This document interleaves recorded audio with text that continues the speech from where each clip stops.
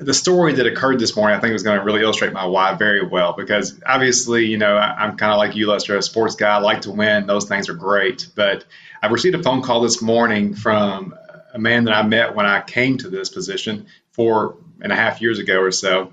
And he soon after realized that he actually had prostate cancer. And so we started working with him really closely and helping him to understand his options and move through and navigate the medical processes and things that he was having to face. He called me this morning and, he calls me a lot of mornings, as you can imagine, but he said, I want to share some good news.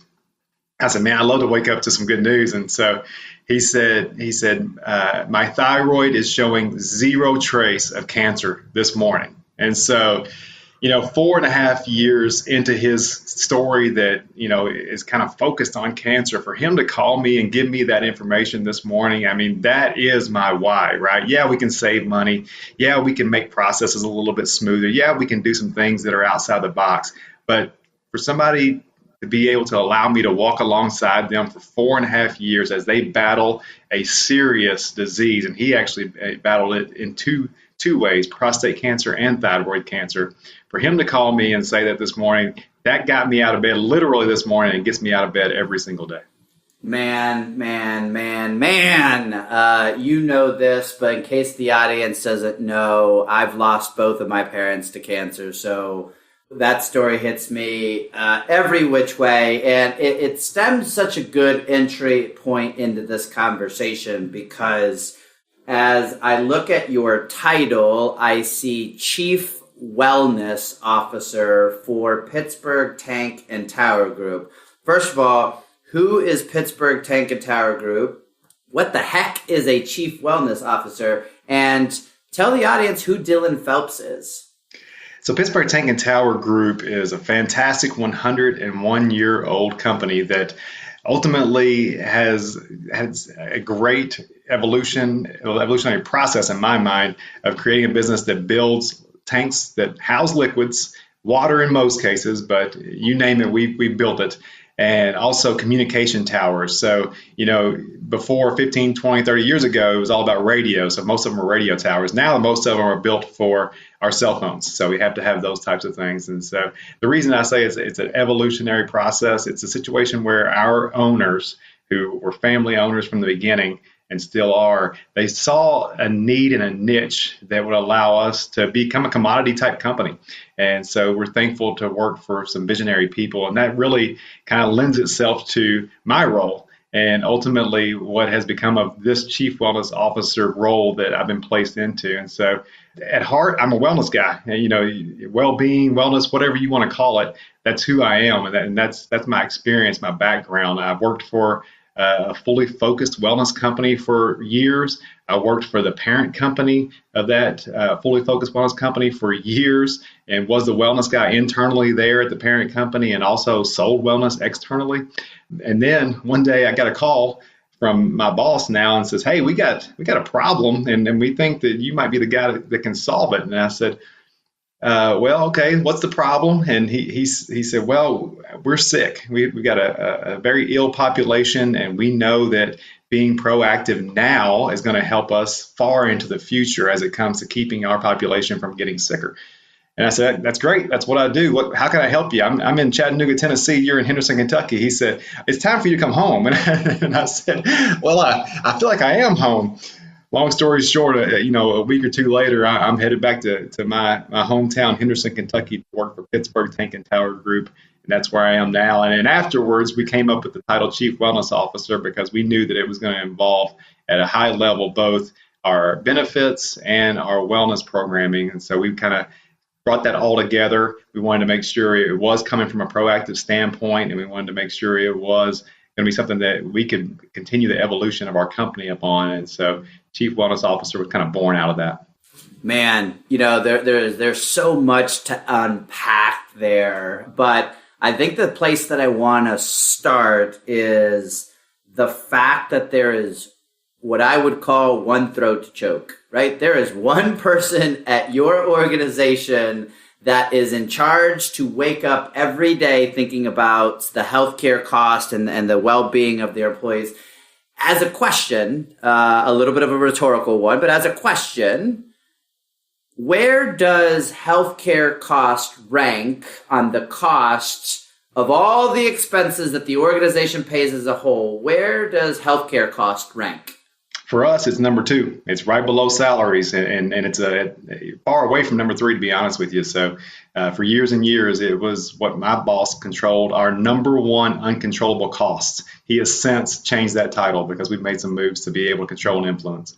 Man, you are teeing me up for the next part of the conversation. So uncontrollable to controllable. I love this. So Dylan, walk us through the journey, right? So there's a couple things you said.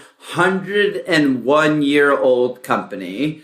There are people climbing up those little shaky stairs on those things, which kind of frightened me to think about the workers' comp risk on this. But I'm a healthcare guy, so we'll worry about that later.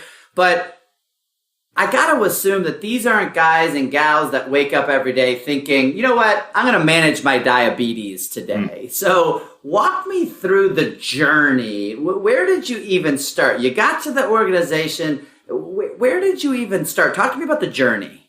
Sure.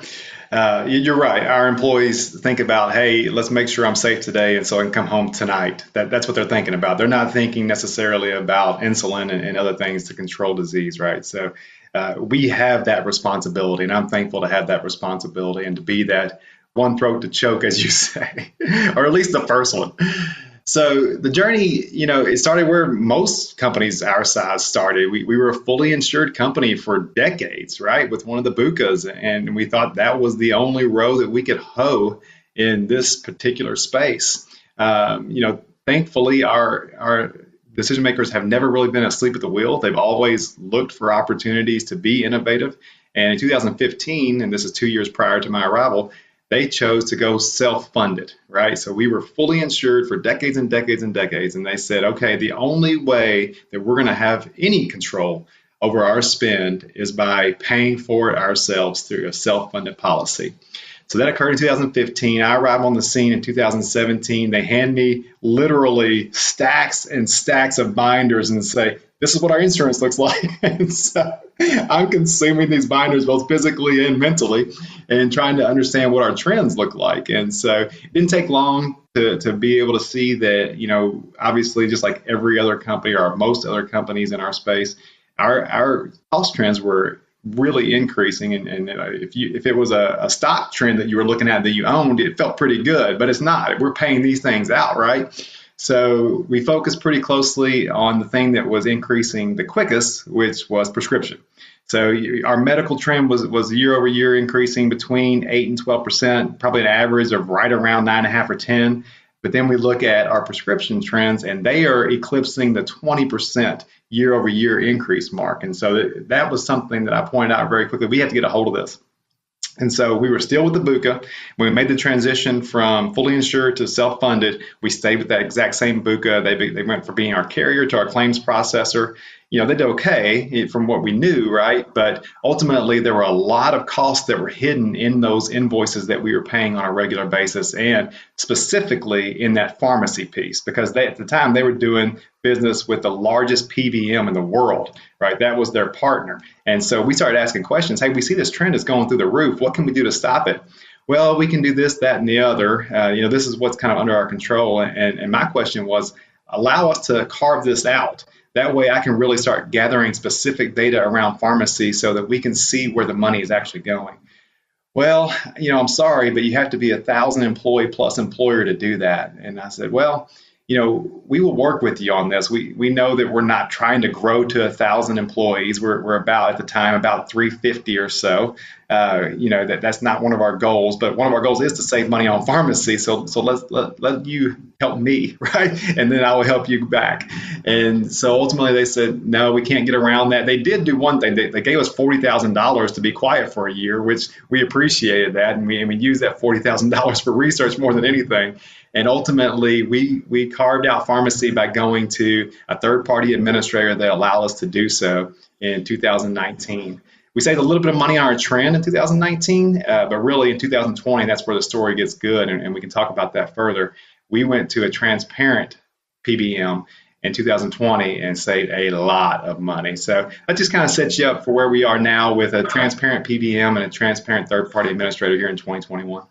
So lots to unpack here. So I want to start with the notion because I think it's really interesting from just the factual standpoint. Would you say the leadership of your organization uses data to make business decisions? All day, every day.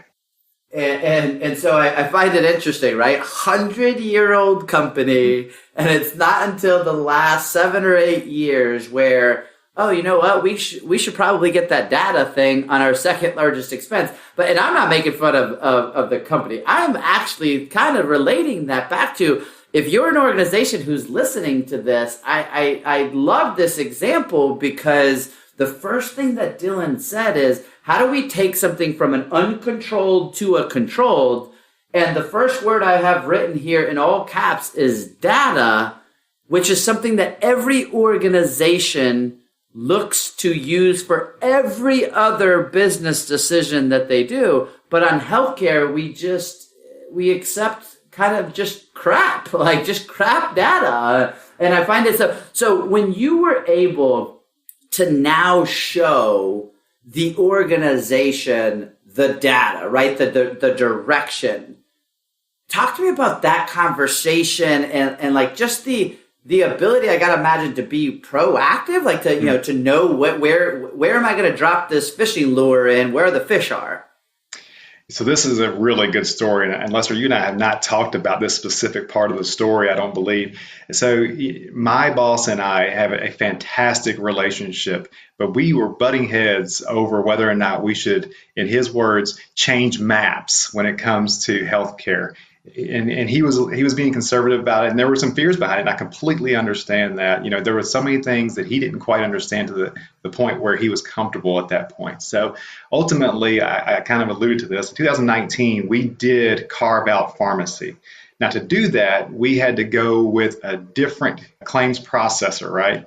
And this claims processor did okay for us with pharmacy. We kind of bucked that trend a little bit. We bent that trend in the right direction. But unfortunately, it was the same one that we were using for medical to process the medical claims. And we lost a lot of points when we moved from the Buka that we were using to this claims processor. And by points, I mean discounts, right? So the discounts were much lower when we were going for things specifically like outpatient surgeries, hospital stays, that type of thing. So we actually had one of our worst years ever in 2019. No matter how you look at it, it didn't matter if it was points or if it was the number of people who exceeded specific stop loss. It was one of our worst years, probably our single worst year. And so specifically since we went self-funded, we know that for sure. And so my boss in a meeting, unfortunately, I was not set up for this, but found out that we spent somewhere between $500,000 and $800,000 more than we would have on medical that year if we would have stayed with the Buka. That was the great awakening, because at that point I saw it all over his face. He's thinking, Dylan, you started to lead us down this path that I wasn't comfortable with, and we spent a half to maybe $750,000 more than we would have spent if we'd have stayed where we were. So that wasn't the story. Thankfully I was able to, to use your word, unpack what was going on there. We didn't actually spend it. Our specific stop loss carrier spent it because all those dollars were over the specific stop loss. Thankfully, that was a way for me to keep my throat from getting choked the way it would have been otherwise, right? But ultimately, that allowed him to understand how important getting the data was to the success of our company, right? So I showed him how that was qualified and quantified, and how we were able to extract the data that we had there from that statement that came from actually a broker that was trying to get our business. So there's a little more of a sales point there than what was trying to be portrayed.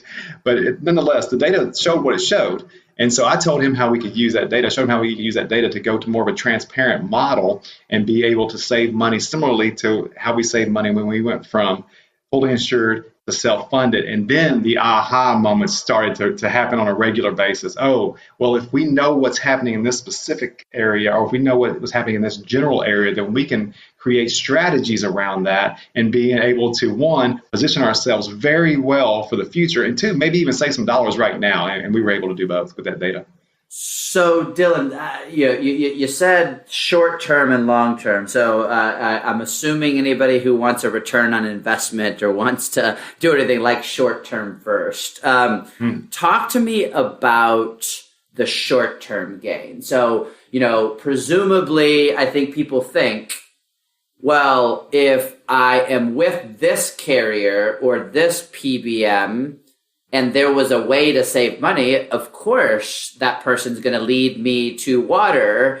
You move over here, you do something different. And the term out of your mouth was there was an immediate opportunity to save money. Walk me through that story, because I think to a listener, that might be a little counterintuitive. How do I save money if the other one didn't help me do that? That's a great question. Sometimes the other one, their goal is not to help you do that. So, I mean, something that you say a lot is our claims costs, our premium, even more specifically, costs is revenue that we're talking about there for the companies that we're paying to process. That said, we knew, again, let's go back to the pharmacy, that the pharmacy was absolutely killing us, but we were not going to make a quick change until, and this is another aha moment, we were faced with our first ever laser. And so most of the people that are going to be listening to this podcast they know exactly what a laser is. And basically that's your specific stop loss company saying, yeah, we know what your cap is, but we're not going to honor that cap with this specific or these specific employees or these specific members, because we know that they're going to exceed that. And there's no way we're just going to throw our money at it, knowing that it's going to be above and beyond. So that occurred in fall, maybe late summer, fall of 2018. And honestly, that was one of the greatest opportunities for me to say, okay, look, we've carved out our pharmacy. Now is the time to go out and get the best PBM for our specific situation. There are a lot of good PBMs out there. There's no question about that. But some of them work better in specific situations than others. And we had a very specific situation and some needs that were obviously right in front of us that we had to take care of. And that laser was one of those needs. And so my decision maker said, go out and find them. And I was so thankful for those words, because I knew that at that moment, things were getting ready to change, very similar to the way that they changed when we moved from fully to self-funded. So we found a PBM that helped us to control costs. They gave us the data. They helped us to understand exactly what the raw costs were. This specific PBM does not deal with rebates, and there are good reasons for that. If you like rebates, I completely understand that. But ultimately, what you're doing there is overpaying and getting money back. Just being transparent, which is what we are. This specific one does not have to, so therefore they're not beholden to manufacturers to sell specific drugs and keep them on the formulary. Thankfully, the drug that we were paying for that was lasered, which is a $260,000 drug per year, was not on the formulary, and that opened up all kinds of opportunities for us to have savings, not only for that specific drug, but others as well. So long story short, we made a decision to go with the PBM who we are still with today in fall of 2019. And then in 2020, they told us they were going to save us 60%. And I was like, there's no way, because to your question, Lester, there's no way you're going to save us more than half of what we're paying right now. Why would the PBM that we were with last year not do that for us? Well, they didn't have to, right? That was not their game. Their game was to make sure that the underwriting was correct and that they were making sure that they were mitigating costs to what they needed to. This new PBM is a transparent PBM. Their game is to actually save dollars. And so just to give you some round numbers here, we spent $940,000 on 2019 pharmacy costs. 2020, we spent $380,000. And then everybody says, well, 2020 was a better year because of COVID. Not for drugs. It was actually a worse year for drugs because of COVID, right? And we spent right at 60% from what we were paying the year before. And so you're talking about short term, year over year, saving 60% with those kinds of numbers. That's something I think that these new transparent PBMs can hang their hat on. It's something that we can absolutely celebrate, creating a find in this new PBM. So again, just, we talked about the cancer thing. My dad was on a drug called Revlimid for 15 years. That's $150,000 a year drug. So as a family, we're hitting the out-of-pocket max every year off one medication. Now what I know, and I'd love for you to unpack that $260 drug, because I believe it's probably the same story, there's a patient assistance program for Revlimid that my family qualified for, and knowing what I know now, you could actually get that member, my dad in that example, on that drug, and the company would get it for free, and that member would get it for free. Is that what happened on this drug? It's exactly what happened. And so let's start just a couple steps back. The member was getting it for free anyway. And you guys have to understand that the drug manufacturers will play this game because they don't care who pays for it as long as it's paid for, period. And in most cases, they're happy to go ahead and say, hey, let's put the full cost on the plan. The member doesn't see it. You go in, you either have a card or you have something in the system that says no copay, and they just pick up their medications. They really don't have any clue as to how much a drug costs. So instead of the member paying their copay in this situation, which would have been $250 per month, which is pretty steep, and that's according to our plan design, maybe a little bit different on yours. They pay $0 per month, and they have no clue as to how expensive this drug is. And this specific one is Emflaza. You can look it up. It's a $260,000 drug. And so when we went with our transparent PBM, it was not on the formulary. And because it was not on the formulary, we could go straight to the manufacturer and say, hey, this member is not going to be taken care of by our plan. And because of that, the manufacturer then, to your point, Lester, has a lot of different assistance programs that are available. Some are partial, some are full. But in a lot of cases, they're able to pick up the tab for 100% of those drugs. And in this case, that's exactly what happens. So not only is the member getting the drug for $0, the plan is getting the drug for $0 because the manufacturers have a lot of opportunities for write-offs and different things that will allow them to pay for these types of drugs.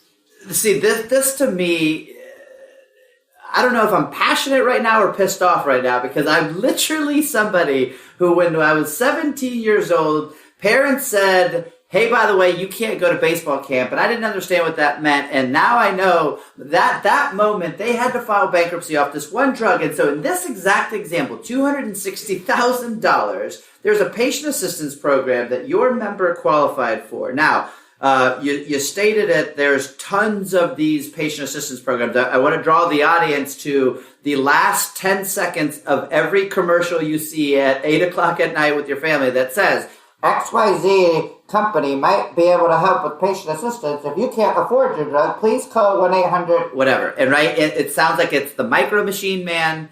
It goes super fast, and nobody thinks that they qualify for. Knowing what I know right now about the drug that I was talking about, the household income for a family of four is $150,000 to qualify. Dylan, blue collar manufacturing that you are, what percentage of your employees would qualify for a household income patient assistance program at $150,000? This is just an estimate, but I would say upwards of 95%.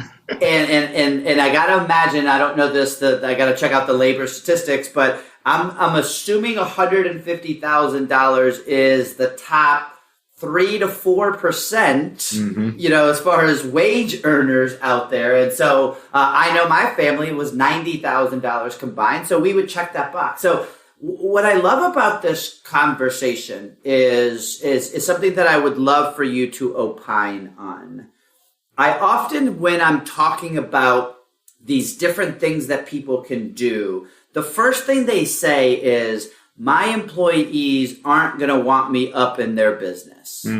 And I have to, because I come at it from a different spot.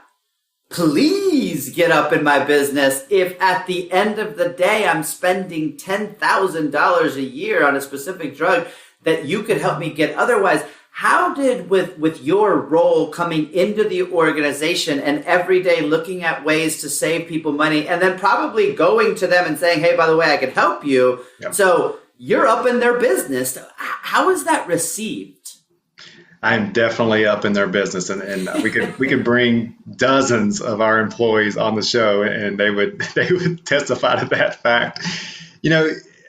I'm gonna give you another story to kind of quantify exactly what that looks like in their eyes. In my opinion, I got a call Monday before this past one, so it's been a little over a week now, And this member accidentally called me. He was trying to call his daughter, but I guess I'm on his new speed dial regimen or something. I'm not sure. Oh, Dylan, man, I'm sorry. I don't know why I called. I was trying to call my daughter. I could have swore I pushed the right button. And I said, oh, no problem. I actually wanted to catch up with you because I wanted to talk to you about the redirect that you just went through. And ultimately, I know you were able to get some really great service from the provider that you were redirected to and save some money too. He said, Dylan, I've had good insurance and I've had bad insurance. This is the most amazing insurance I've ever had. He said, I saved $2,300 on the redirect for an EKG and a stress test. And then this morning I went and got my medicine, and it's just maintenance medicine. It's not especially meds. It's not anything specific. He said, I saved $20 on it. It used to be $10 per month for my 90 days. So it was $30 in total every time I renewed it. They just charged me $10 for 90 days. So I just saved $20 on that. He said, honestly, I've never heard of or seen a better medical plan. And at that moment, I literally said, look, man, you just said two sentences that I never thought I would hear about health insurance. So thank you so much for that affirmation. That's what happens, Lester, honestly, is when you prove to them that they can trust you, first and foremost, they have to be able to trust you. You are not out necessarily for the company in these situations. You are out specifically to help them in their situation and aid them where you can. And you have to prove that. And then once the hype is lived up to by the experience, because of what we have, the options we have through our transparent PBM and now our transparent TPA, our employees love the fact that I am up in their business. And that's a scary thing for somebody on the outside saying, hey, I'm not the privacy officer yet or whatever I need to be. I'm not the HIPAA expert yet or whatever I need to be. It's a relationship-based situation. That's strictly what it is. I was brought in to build relationships and to help people, period. Now I do it not only through wellness, but I also do it through benefits. And the way I look at the same conversation is like, am I going to be mad at my financial advisor for calling me, showing me how I could save, make some more money over there? It's such an interesting thing. We have been taught that, auto adjudication and, no front end conversation, or the word pre-authorization, all of these words that mean, hey, can we slow down and think about accessing healthcare a little bit differently? We've been taught that is a bad word. That's the 4-letter word. But in the fact, I always say this, you can't change what's already happened. And so if I don't know that I could pay less for that drug, pay less for that stress test and EKG, how would I ever be able to realize a savings? And it's something that we do in every other aspect of our lives, whether we're talking about the cell phone that's in my hand or the car that's in the driveway. I shopped the heck out of that car and I drove 3 hours to save a couple $1,000s. Right. And that's the same way. So I want to close this conversation with the real, right? So we talked about, like, you've got a plan that if your members engage, they actually save money. Absolutely. And there's data that's provided and there's transparencies, and we've said these words, but I want to bring it down to a real basis, because one of the things that I think is super interesting with your organization is the fact that you are an ESOP. And this is something that when Ben, your CEO, stands on stage in front of his employees, he gets to say, so walk us through the alignment of the mindset at PTTG on the correlation between them doing the things differently on health insurance and how that impacts the business. Yeah, great question. We are an ESOP company, and so that means when ultimately the company wins, the employees win, because when we get evaluated, our company, every single year, the valuation determines how much money is put into our ESOP retirement account. So ultimately, we are sharing victories there, which I absolutely love. And so as far as alignment, we are sharing savings directly with our advocacy program through our third-party administrator now. So I talked a little bit about redirect earlier. What happens in general is, your PCP or your specialist orders a scan. Let's call it a CT scan in this case. And they say, hey, we can run you upstairs and knock this thing out real quick, because convenience is key, and we completely understand that. However, if you jump on the phone as one of our members and say, hey, doc, just order me a CT scan, they tell me I can go upstairs, is that what you want me to do? Or do I have an opportunity to save a little money here? And our advocates go out and say, yeah, absolutely. You have an opportunity to go across the street and it'll be $0 out of pocket, or you can go ahead and go upstairs the traditional route. It is convenient. We understand that that's important, but it'll be $600 out of pocket. Most of our employees, actually I'd say 96% right now, always take the $0 out of pocket option because it's not that much more inconvenient. So here's the thing. I'll just put some numbers to it. To this point, and as we're recording, we're in the second week of March. We have saved this year over $60,000 just through Redirect, and we've not had anything big yet. We've not had a big expensive surgery to this point. They're on the chart and they're coming up, but we have not had. It's mostly scans. So we, being the plan, have saved 60. Our members have saved 23. So about 40% of that savings is going directly to our employees, directly to our members. And it's keeping that money in their pockets. So the ESOP, as we win, we share wins. And we come over here with our advocacy program. As we save, we share savings. So it aligns perfectly with our plan for our company and our plan to show that our employees have a company that cares about them and a company that is willing to share the savings in this situation with them. I mean, if you're Howard Schultz and you hear Starbucks spends more on health insurance than they do on coffee, or if you're Warren Buffett and you say GM is a healthcare company that just has a car manufacturer attached to it, you're PTTG, you've got a tank erecting and tower erecting company, but really at the end of the day, you're a people business because people erect those towers. You spend more on people, their salaries and their benefits than any other thing. And what I love about this, if you focus on the right things, getting them to the best quality and giving them options to make good decisions for them, everybody wins. Yes, absolutely. Everybody wins. And so, Dylan, you and I could talk for hours and hours and hours about this. We're both super passionate. Leave me with one thing. People are going to hear this and they're going to think, I am all the way left. That guy sounds like a Martian. He's all the way right. I need a rocket ship to get up there. What would you say if there's an employer out there that's listening to this that says, we could show them the data, so you could show them the data, so there's no lying or BSing about this. This is all real. But what would you say to them as their ability to impact healthcare? Where do they start?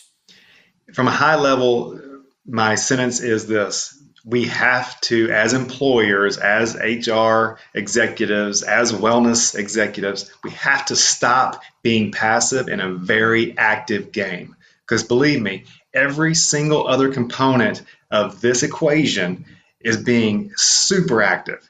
The providers, the healthcare systems, the hospitals, they are being as active as they can possibly be to be able to, and I don't mean this in a bad way, and this is business, to get their hands on as many dollars as possible. Those dollars are coming from us, the employers, right? And if we sit passively by and just let those dollars go out of our businesses, we are making a huge and crazy costly mistake. We have to be active players in this game, and we have to be able to take advantage of the amazing, transparent opportunities that are out there to be able to win for our side.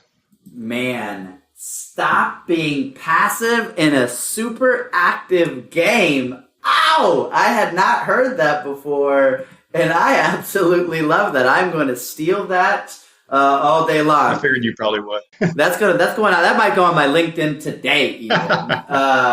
Well, Dylan, thank you so much. You have been an inspiration for people in your area because Henderson, Kentucky ain't known as the innovation capital of the world. And I know people call you all the time. If there's an HR professional, no advisors be calling, our clients here. But if there's an employer out there that says, man, I'd love to talk to this guy, where can they follow you or talk to you? Where can they chat with you? It's really easy to connect with me on LinkedIn. I definitely enjoy getting to know people through that specific medium. And then if we want to go through an email or a phone conversation, which I'm happy to do, I'll be happy to share that information as well. So Dylan Phelps, Dylan Phelps on LinkedIn will get you to me, and then we can start that conversation and continue as needed. Perfect. Well, Dylan, thank you so much for being you. When you see Ben, you give him a hug for being an amazing man himself. And for those of you that are listening, one, this is an episode you're going to want to download, keep, and probably send around your organization. Two, hit that subscribe. Follow us on impacthealthcare.fm. And Dylan, thank you one more time for just being a leader, being somebody who is driving what, I could tell you I lived a life of what happens when we are that passive person in an active game. And so I know that your people might not understand the magnitude of that, but when 67% of all personal bankruptcies happen because of healthcare reasons, and most of those people have insurance, the reality of it is we need more people like you. So thank you for being a guest. Thank you for being you. And let's keep going down the journey. Thanks, Lester. I appreciate the time and appreciate the conversation as always.